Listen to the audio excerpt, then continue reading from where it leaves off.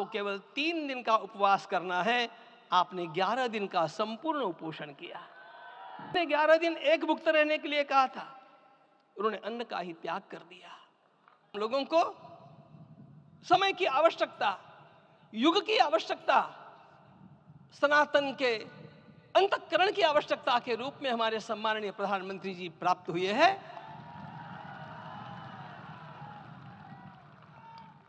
यह केवल इस देश का नहीं, यह संपूर्ण विश्व का सौभाग्य है कि आज एक ऐसा राजदर्शी हम लोगों को प्राप्त हुआ।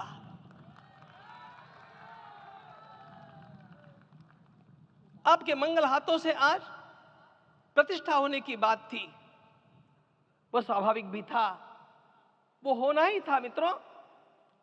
लेकिन मुझे इस बात का आश्चर्य हुआ जब मुझे लगभग 20 दिन पूर्व समाचार मिले कि माननीय प्रधानमंत्री जी को इस प्रतिष्ठा के लिए स्वयं अपने लिए क्या क्या अनुष्ठान करके सिद्ध करना चाहिए स्वयं को, उसकी नियमावली आप लिख करके भेजें।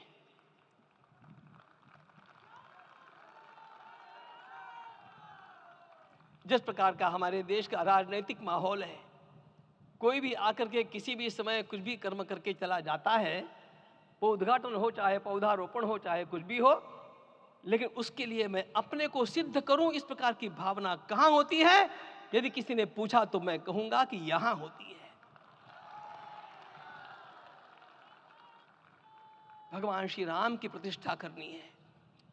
भारतीय जीवनादर्शों के सर्वोच्च आदर्श भगवान श्री राम है और इन समस्त जीवनादर्शों की प्रतिष्ठा करने के समान ही यहां की प्रतिष्ठा रही है।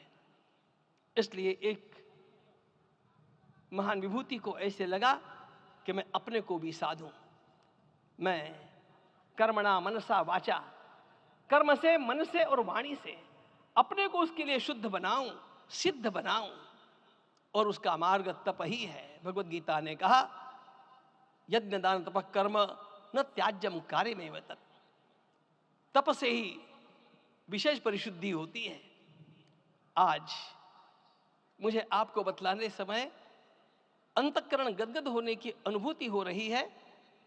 मैंने तो कहा था, हम लोगों ने महापुरुषों से परामर्श करके लिखा था, आपको केवल 3 दिन का उपवास करना है, आपने 11 दिन का संपूर्ण उपोषण किया।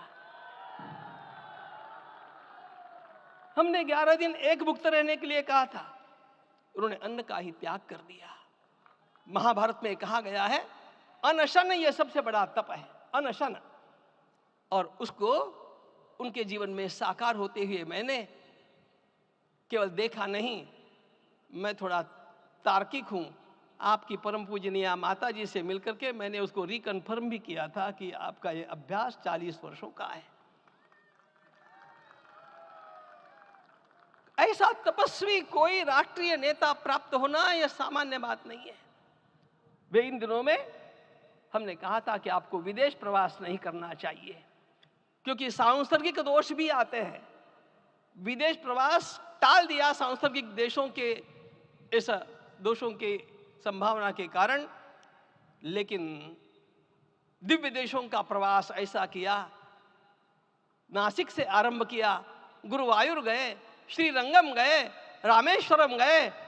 इन सारे स्थानों पर जाकर के वहां के परमाणुओं को लेकर के और पूरी भारत माता के हर कोनों में जाकर के मानो वे निमंत्रण दे रहे थे कि आइए दिव्य आत्माओं, अयोध्या पधारिए और हमारे राष्ट्र को महान बनाने के लिए आशीर्वाद दीजिए।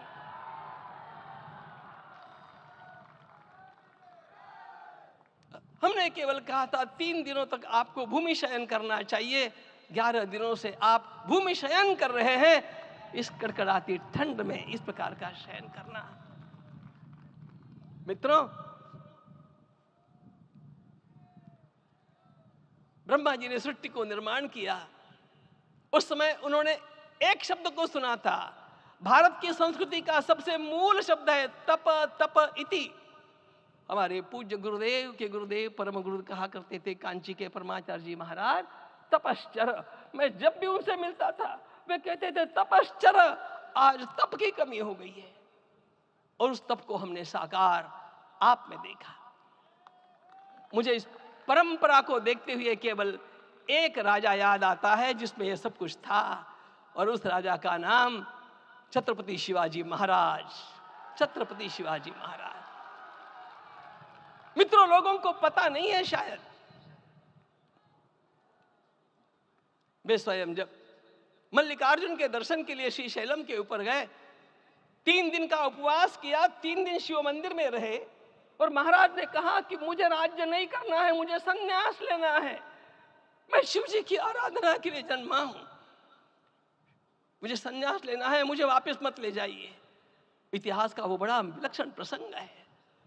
उस प्रसंग में उनके सारे ज्येष्ठ मंत्रियों ने उनको समझाया और लौटा करके लाया कि यह भी आपका कार्य भगवत सेवा ही है।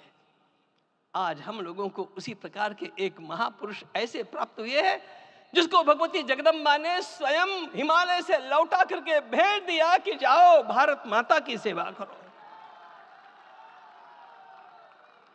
तुम्हें भारत माता की सेवा करनी है।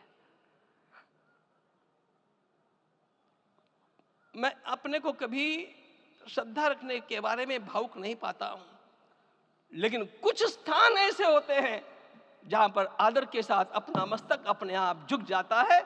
ऐसा एक स्थान हम लोगों को उच्च पदस्थ इस राजर्षि ने जब दिखाया तो मुझे छत्रपति शिवाजी महाराज के गुरु समर्थ रामदास स्वामी महाराज की याद आ गई।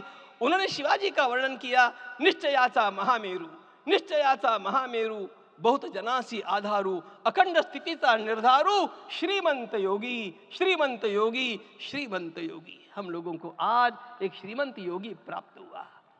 आज मैं यहां पर केवल इसलिए खड़ा हूं कि इतने तपस्या के पश्चात इन सारे महात्माओं की अनुमति लेकर के और उनके आशीर्वाद लेकर के उनका यह तप पूर्ण करने के लिए, उसकी सांगता के लिए उनको चरणामृत दिया जा रहा है। आप सबकी सहमति हो तो आप सब लोग ओंकार का घोष करके मुझे सहमति दें।